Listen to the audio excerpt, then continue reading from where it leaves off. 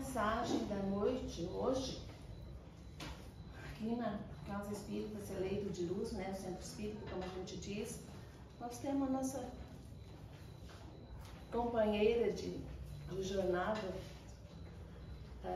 Magali Vasconcelos, que veio da Casa Espírita Sandálias do Pescador, de Balneário Rincão, tá? E ela vai falar para nós a felicidade genuína, lá com o Sermão da Montanha. Aliás, o Sermão da Montanha, tá? A felicidade genuína. Boa noite, meus irmãos. Boa noite. É com muita alegria que eu estou nessa casa pela primeira vez, conhecendo novos irmãos, conhecendo uma nova casa, a convite do Sidney. Estou muito feliz de estar aqui, com muito amor e com muito carinho vim trazer a exposição da noite, uma mensagem do nosso Mestre Jesus Cristo, uma mensagem linda que Ele nos deixou. Hoje eu trouxe para vocês o Sermão da Montanha. Quem não conhece o Sermão da Montanha, né? As bem-aventuranças de Jesus Cristo. Sermão, um dos mais lindos, na verdade, o mais lindo que Ele nos deixou, né?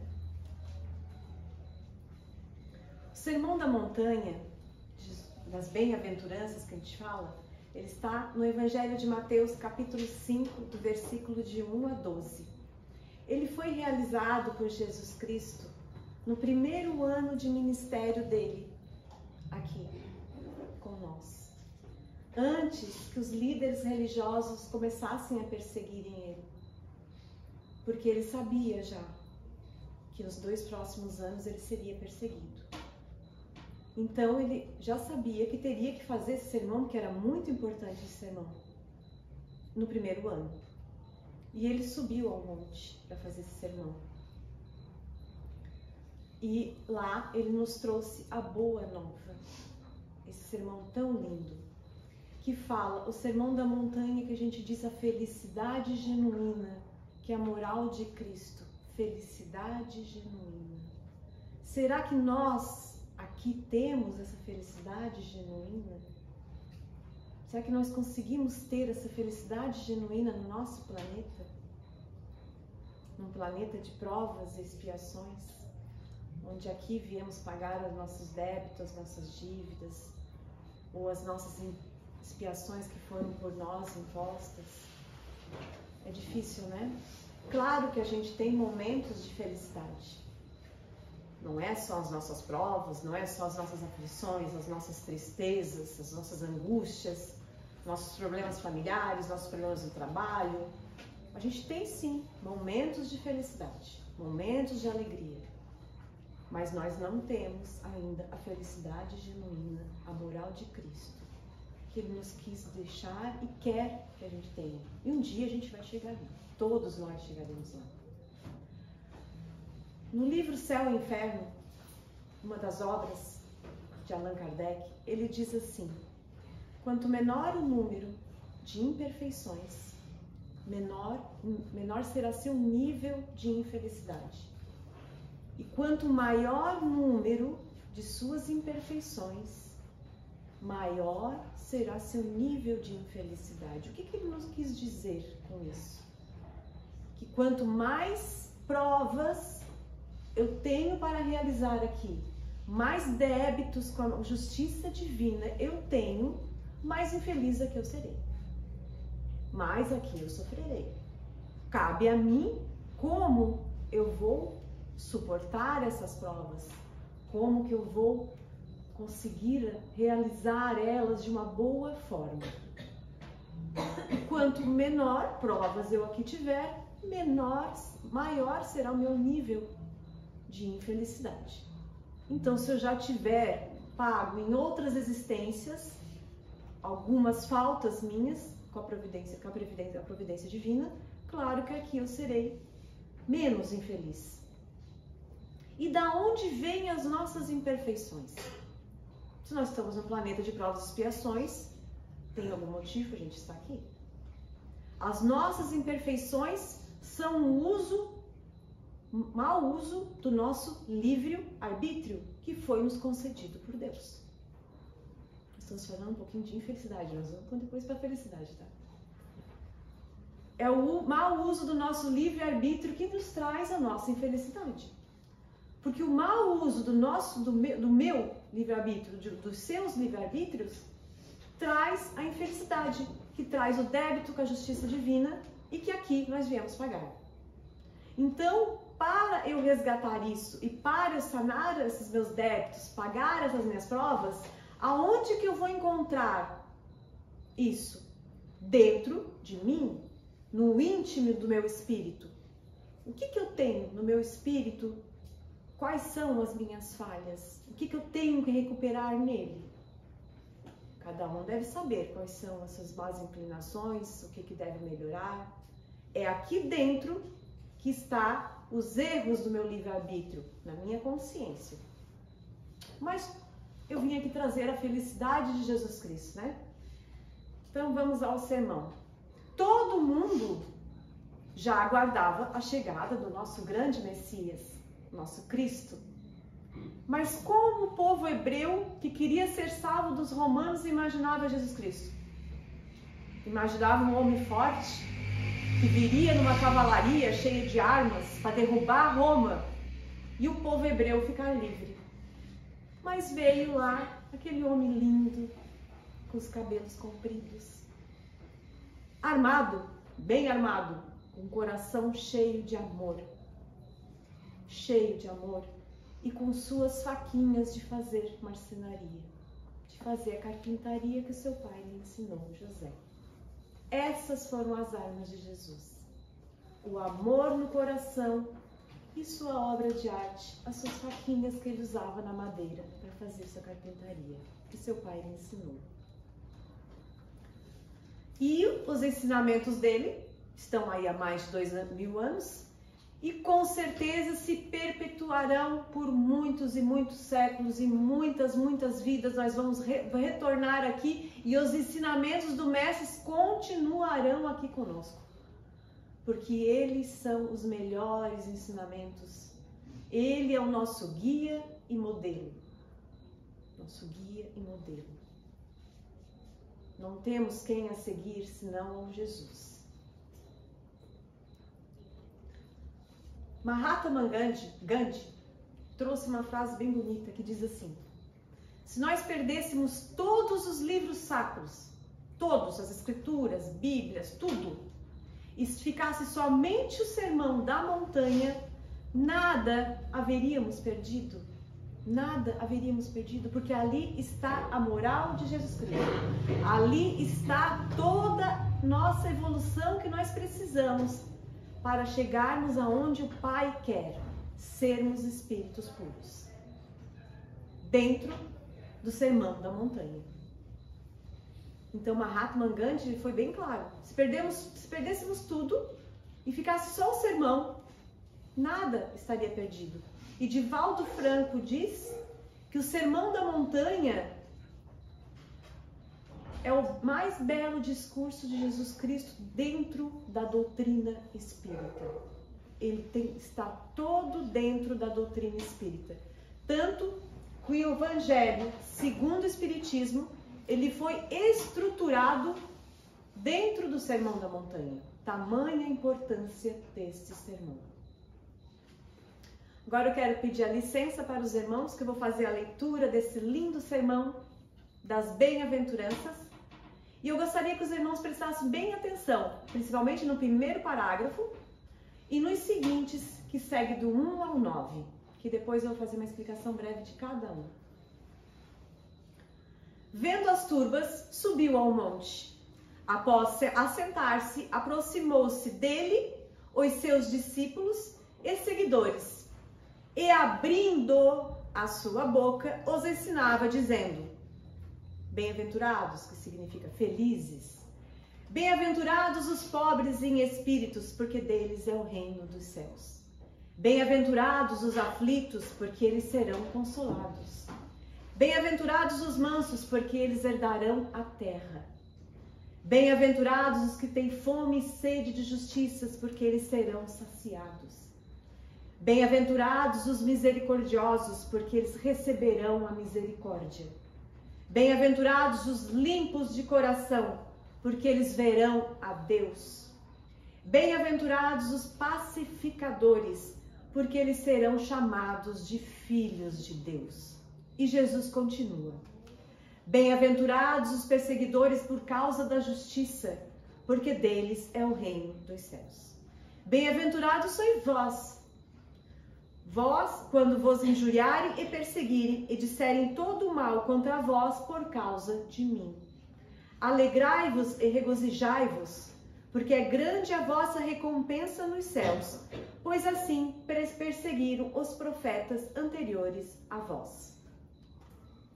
Vocês notaram que no primeiro parágrafo, Mateus, que era muito inteligente, ele era um publicano, cobrador de impostos, imperfeito, Jesus escolheu para ser seu discípulo, e era bem detalhista nas suas escrituras. E vocês notam que ele botou, Jesus subiu ao monte e abriu a sua boca. Por que ele não botou? Jesus subiu ao monte e começou a falar. Tem uma explicação para isso. Certa vez, os fariseus, os discípulos estavam sentados à mesa para comer e chegaram os fariseus e acusaram os discípulos de Jesus junto com Jesus que estavam sentados para comer sem lavar as suas mãos, que eles tinham esse costume de lavar as mãos antes de comer porque eles comiam com as mãos. E Jesus olhou para ele e disse: o maior mal que faz o homem não é o que entra pela boca, mas sim o que sai dela, pois a boca fala do que o coração está cheio. E o que Mateus colocou lá? Jesus estava cheio do quê? A boca fala do que o coração está cheio. Jesus estava com o coração cheio de amor. Por isso que ele quis frisar essa frase no primeiro parágrafo. Então são 9 degraus as bem-aventuranças. Vocês vão notar que ele é um grau de ascensão espiritual. São 7 degraus que são ascensão espiritual. O que seria essa ascensão espiritual? São degraus, como se fosse uma escada. Se eu não conseguir atingir o primeiro degrau, eu não vou conseguir atingir o segundo degrau, porque é uma sequência, é uma ascensão. Primeiro, que Jesus falou: bem-aventurados os pobres em espíritos, os humildes, que sabem construir o bem com o pouco que têm, ajudam ao próximo sem se vangloriar, sem querer se mostrar, redobram seus esforços e conseguem, fazem de tudo para seu progresso espiritual, ajudam sempre em silêncio, não adquirindo assim mais débitos com a justiça divina. Se esforçam e lutam sem cessar contra o orgulho e o egoísmo. Essas são as pessoas humildes, que ajudam sem cessar com o pouco que têm, às vezes fazendo uma pequena e singela caridade. Essas são as pessoas humildes, é o primeiro degrau das bem-aventuranças. E Jesus continua: bem-aventurados são os aflitos, porque eles serão consolados. Aflitos, os que têm resignação à vontade do Pai. Às vezes você pede uma coisa a Deus, tem fé em Deus, mas Deus não me dá. Eu tenho fé em Deus, mas Deus não me deu aquilo que eu pedi. Orei e Deus não me deu. E às vezes eu não tenho a resignação necessária. Eu fico com raiva de Deus. Pô, rezei tanto, Deus não me deu isso. Deus não me deu meu trabalho. Deus não fez com que meu filho entrasse na faculdade. Deus não me deu isso. E às vezes a pessoa se revolta contra Deus. Mas será o que você está pedindo é o que é melhor para você? Ou será que você está pedindo é o momento certo de você pedir? Será? Porque Deus quer o melhor para nós. Deus não quer que a gente sofra. Nós somos filhos dele. Será que aquele momento que você está pedindo aquilo é o momento de você pedir? Ou será que não é para você receber aquilo? Talvez uma porta se feche, mas 2, meus irmãos, se abram mais lá na frente. É isso que Deus quer nos mostrar. Então, as pessoas que têm resignação a Deus são aquelas que aceitam a vontade do Pai sem reclamar. sem gritar, sem discussões e sem colocar suas aflições para o Pai, para as vontades do Pai. Essa é uma pessoa com resignação. Então, como uma pessoa pode ter resignação se ela não for humilde? Uma pessoa com orgulho e egoísmo não vai ter resignação a Deus. Porque, como eu falei, é um grau de ascensão espiritual. E Jesus continua: bem-aventurados são os mansos, são os gentis, as pessoas gentis, as pessoas mansas, com mansuetude do coração. As pessoas pacíficas, que evitam antipatias, que evitam discussões, têm os seus pontos de vista e deixam os irmãos pensarem do jeito que eles querem pensar e sem opinar. Porque eles sabem que todos nós somos imperfeitos. Todos nós temos imperfeições. Eu não posso querer tirar um cisco do olho do meu irmão se eu não tiro o cisco do meu olho. Primeiro eu tenho que olhar para mim, para as minhas imperfeições, para depois tentar arrumar e ajustar o meu irmão. Mas como eu sou imperfeita, como é que eu vou querer? Eu tenho que deixar o meu irmão pensar do jeito que ele quer pensar, sem opinar. Eu tenho a minha opinião, mas ele tem o direito de pensar como ele quer pensar. No quarto, ele nos pede Jesus Cristo, num monte bem lindo, cheio de seus discípulos e seguidores. Bem-aventurados os que têm fome e sede de justiça, são as pessoas justas, porque elas serão saciadas. Pessoas justas, que têm senso de justiça, que não são vingativas, que trazem no coração o quê? A humildade, a mansuetude e a resignação. Senão elas não seriam uma pessoa justa. Além da humildade, que entendem o que é justiça e esperam a justiça do Pai, a justiça divina, a justiça de Deus. Tem um irmão que fez mal à sociedade. Tem. Todos nós somos imperfeitos. Tem um irmão que fez mal à sociedade. Foi condenado, está preso, cumprindo a sua pena dentro da lei dos homens. Vai pagar diante da justiça divina. Mas eu jamais poderei fazer justiça com as minhas próprias mãos. Porque isso não é o meu direito. Eu sou imperfeita também. Quem tem que fazer a justiça é a lei dos homens e a justiça divina. A justiça divina fará a justiça, não a minha mão, não a mão dos irmãos e não a mão de ninguém. A gente não tem esse direito. Todos nós temos imperfeições, como eu já falei. Evitam brigas, pessoas justas. Evitam agressões verbais e físicas, discussões inúteis, fúteis. Sabem utilizar a palavra. Sabem que a palavra foi um dom que Deus nos deu. Um dom para quê? Para a gente se comunicar com os nossos irmãos. Para a gente evoluirmos juntos. Para a gente aprender juntos. Não para eu discutir, não para eu julgar, não para eu brigar. A palavra é o verbo divino que Deus nos deu. Como eu vou inutilizar a minha palavra com coisas inúteis? Eu tenho que saber usar a minha palavra. Utilizar ela bem. E Jesus continua assim. Passa rápido esse relógio. Bem-aventurados os misericordiosos, os compassivos, porque eles receberão a misericórdia. Que possui a compaixão no coração, que estão sempre dispostos a ajudar o seu irmão. Colocam-se no lugar da outra pessoa. Importa se ela é justa, se ela é injusta, se ela é boa, se ela é pobre, se ela é rica, se ela é imperfeita ou se ela é perfeita, porque ninguém é perfeito mesmo. Mas tem compaixão. Certa vez eu estava vendo um vídeo na internet, no centro espírita, eles faziam atendimento fraterno em casa. Vou contar a história bem rápido, para não perder meu tempo.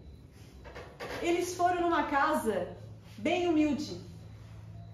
A senhora da casa era um casal e mais 5 filhos. A casa era muito humilde, mas eles estavam felizes na casa. Ela estava fazendo café dentro de uma lata de leite ninho, no fogão a lenha. e serviu em latas de conserva para eles na mesa. Ele ficou com nojo de tomar, mas ele assim, não posso ter nojo. E tomou o café. Fez o atendimento na casa, a casa estava... Ele sentiu a vibração boa naquela casa. Ele saiu dali e foi para um condomínio fechado, numa mansão. Feita por uma arquiteta, toda decorada. Ele sentiu dentro daquela casa uma solidão imensa. Cada um no seu canto, cada um com seu smartphone, uma televisão em cada canto, ninguém se olhando e conversando olho a olho. Ali estava a solidão. Por que os irmãos acham que os consultórios psiquiátricos hoje estão lotados? Os consultórios psicológicos estão lotados. Da solidão que as pessoas têm. Tem as pessoas humildes também que têm solidão. Sofrem disso, sofrem com problemas. Mas vocês podem ter certeza que as pessoas que têm mais dinheiro, têm mais recursos, têm mais solidão. Mais solidão, porque elas vivem num mundo vazio. Têm tudo o que querem e vivem num mundo vazio, sem sentido. E Jesus continua. Bem-aventurados são os limpos de coração. Limpos de coração. É difícil ser limpo de coração, né? Ter tudo. Ser humilde, ser resignado, ser compassivo, ser misericordioso, para chegar a ser limpo de coração. Todos esses degraus eu tenho que passar para chegar a ser limpo de coração. Sabe, aquela pessoa que sabe encontrar o melhor da vida em todos os outros lugares. Que não vê mal nas pessoas. Que faz as coisas da vida. Recebe as aflições da vida e sabe lidar com elas da melhor forma possível. Acorda um dia sorrindo, mais um dia. Vão deitar felizes por causa das suas aflições. Porque tem uma maneira, como diz Chico, tudo passa. Tudo passa, nada vai ficar. Felicidade não fica, nem tristeza fica, nem aflição fica. Tudo passa. Essa é uma frase muito famosa de Chico Xavier. Para vocês terem uma noção, vocês vão para casa e vão pensar muito nessa frase que eu vou falar agora. Hoje, encarnados no planeta Terra, nós temos 8,8 bilhões de espíritos encarnados. 8,8 bilhões de espíritos aqui em aprendizado. Esperando na espiritualidade, aprendendo, se recuperando, montando as suas provas com os espíritos superiores, montando as expiações que eles vão fazer aqui. Existem 24,6 bilhões de espíritos aguardando por uma oportunidade de ficar aonde? Aqui onde a gente está. E a gente tem que se considerar feliz de estar aqui para poder evoluir, para podermos evoluir espiritualmente e pagar as nossas provas, fazer o que pediram as nossas expiações, ser pessoas melhores a cada dia. Mas além de tudo isso, ser humilde, ser pacífico, ser justo, ser limpo de coração, ser misericordioso, Jesus pediu ainda mais, que é o último grau da moral de Cristo. O que poderia ser maior que tudo isso? Bem-aventurados são os pacificadores. Tem tudo junto. Pacificador é humilde, é resignado, é pacífico, é misericordioso, é limpo de coração. E ele ainda é um pacificador. Daí vocês vão me dizer assim, mas lá no terceiro degrau tinha pacífico. O pacífico é aquele que recebe o mal e não devolve, porque ele tem a mansuetude no coração e entende que o irmão é perfeito e não pode devolver o mal. Ele entende a imperfeição sua e a dele. Mas pacificador é aquele que recebe o mal e devolve o mal com o bem. É difícil, né? Tu receber uma agressão, receber um mal, uma injustiça e receber e devolver com bem para a pessoa. Tem uma história de Chico Xavier, Já que o relógio está indo rápido, vou falar rápido, né? Tem uma história de Chico Xavier, ele tinha uma cachorrinha chamada Boneca. E ela já tinha uma certa idade. E a boneca estava bem doente. E o vizinho, que gostava muito da boneca, se compadeceu da tristeza do Chico. E resolveu acabar com a tristeza do Chico. E deu veneno para a cadelinha. Matou a cadelinha dele. E ele chegou em casa e viu a cadelinha morta. Claro que Chico descobriu. E ele ficou com raiva do vizinho. Raiva. Ficou possesso com o vizinho que ele tinha muita estima. E Emmanuel chegou do lado dele, firme. Que é isso, Chico? Que sentimento é esse? Não, tu não viu o que meu vizinho fez com a minha cadela? Mas tu não pode sentir isso? Ele disse, como que eu não posso sentir tudo que ele fez pra mim e matou minha cadelinha de estimação? Chico, você não pode sentir isso, sabe o que você vai fazer? E Chico olhou assustado para ele e disse, o quê? Você vai lá e vai descobrir o que o seu vizinho mais quer ganhar na vida. Mais ele quer ganhar. E você vai comprar e vai lá levar na porta dele. Como é que eu vou dar um presente para uma pessoa que fez mal? Você vai fazer isso? Emmanuel era forte com ele. E Chico saiu e descobriu que ele queria uma máquina de costura, vizinho. E saiu para comprar. Chegando lá, a máquina era caríssima. Chico não tinha dinheiro. Ele fez em 10 prestações. E ele comprou a máquina. E pegou a máquina no colo e foi na porta do vizinho. Mas assim, né? Daí o vizinho abriu a porta, ele entrou, adentrou a sala. E quando o vizinho pegou a máquina e viu a máquina, Emmanuel estava do lado dele. Pegou a máquina nos braços, emergiu uma luz do vizinho que foi em direção a Chico Xavier. Aquela luz que veio tirou todo aquele sentimento ruim que ele estava sentindo, todo. E ele, assustado, porque tinha sumido tudo dele, ele olhou para Emmanuel e disse assim, o que houve? Daí Emmanuel disse assim, é assim que se faz. É assim que se faz. Esse foi um exemplo de ser um pacificador. Mas não é fácil, meus irmãos, ser um pacificador. Só? Não, agora, quando chegar no final. Estou te acrescendo 5. Ah, que bom! Aí é bom. E Jesus agora continua com as perseguições. Porque vocês, irmãos, acham que para seguir os ensinamentos de Jesus, a gente não sofre perseguição? Quem quer seguir Jesus Cristo tem perseguição. Às vezes a gente acha que não, mas a gente tem perseguição. Eu vou ler os 2 últimos itens agora das bem-aventuranças. Bem-aventurados os perseguidores por causa da justiça, porque deles é o reino dos céus. São os que têm amor ao próximo, a solidariedade, a paz, servem sempre sem cessar para o engrandecimento do seu espírito. Bem-aventurados sois vós, quando vos injuriarem e perseguirem e disserem todo o mal contra vós por causa de mim, Jesus. Que sofrem com a paciência as mentiras e calúnias por amor aos ensinamentos de Jesus Cristo. Vocês acreditam que existem pessoas assim?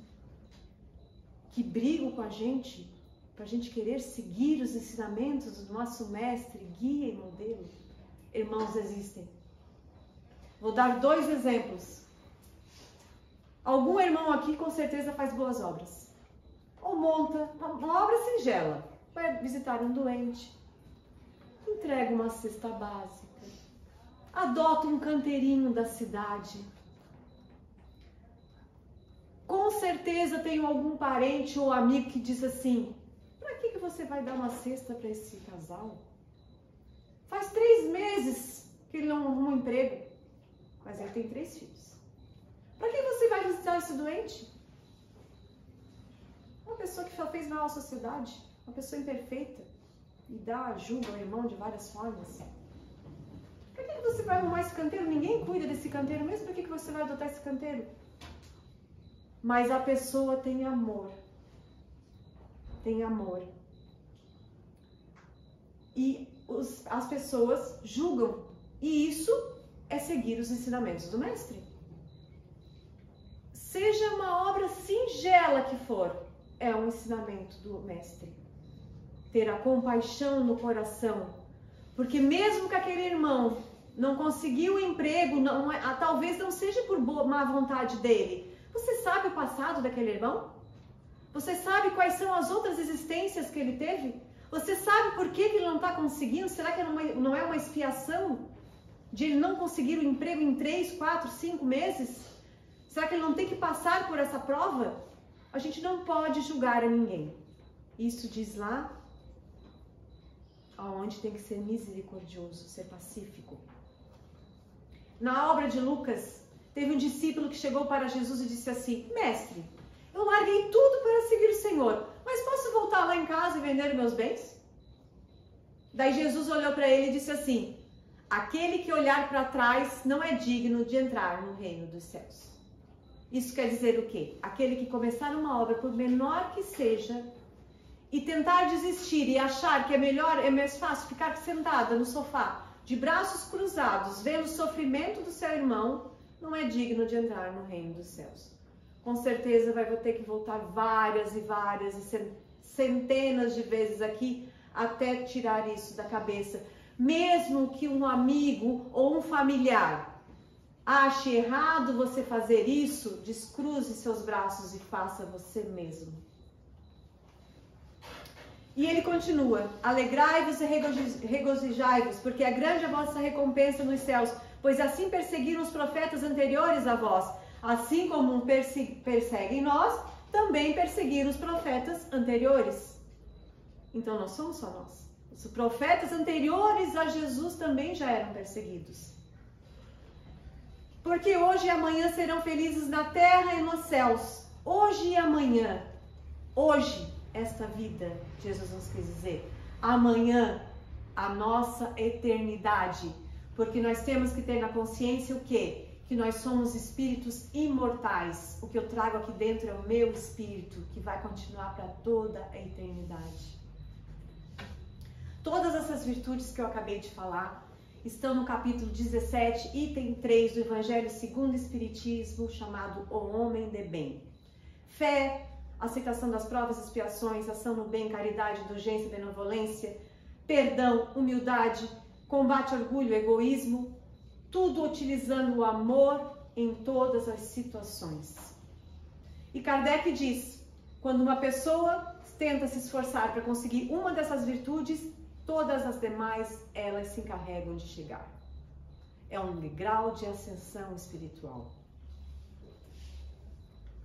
E nós temos que lembrar, então, meus irmãos, que nós só vamos levar para a espiritualidade aquilo que aqui nós adquirirmos, as nossas obras boas, o que nós adquirirmos para a nossa evolução espiritual.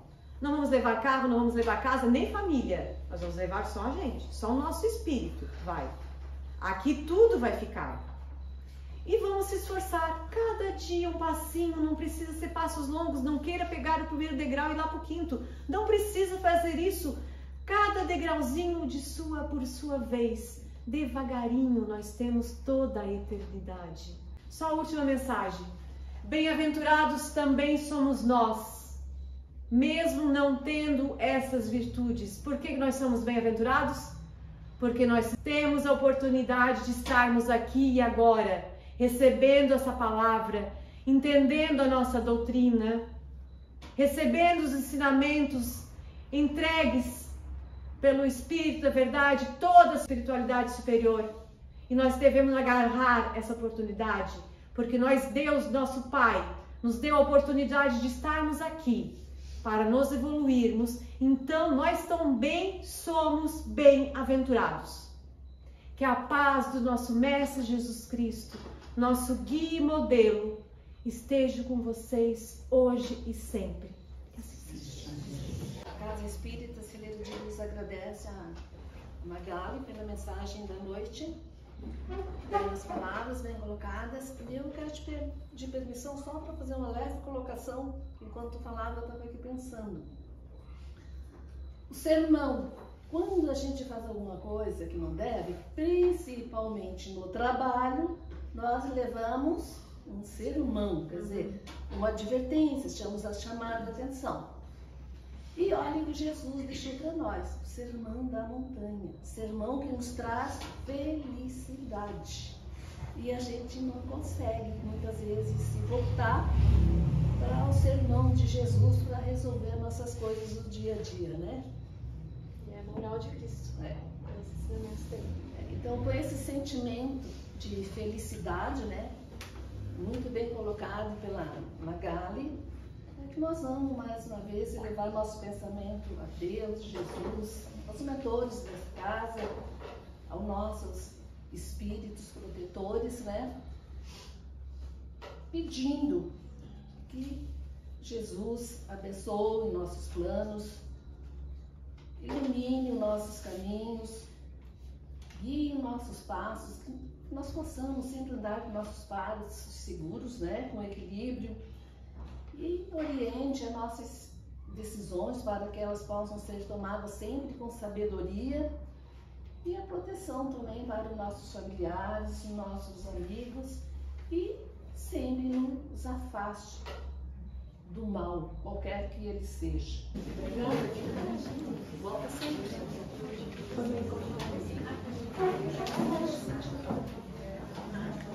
Ela volta sempre. Ele tá feita, né?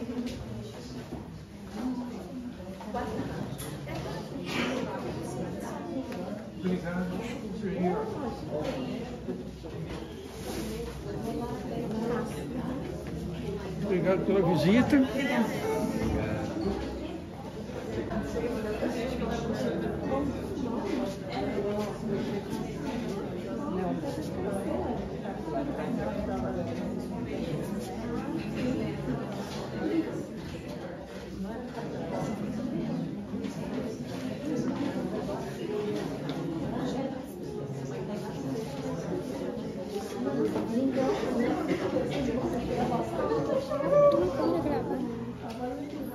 Essa senhora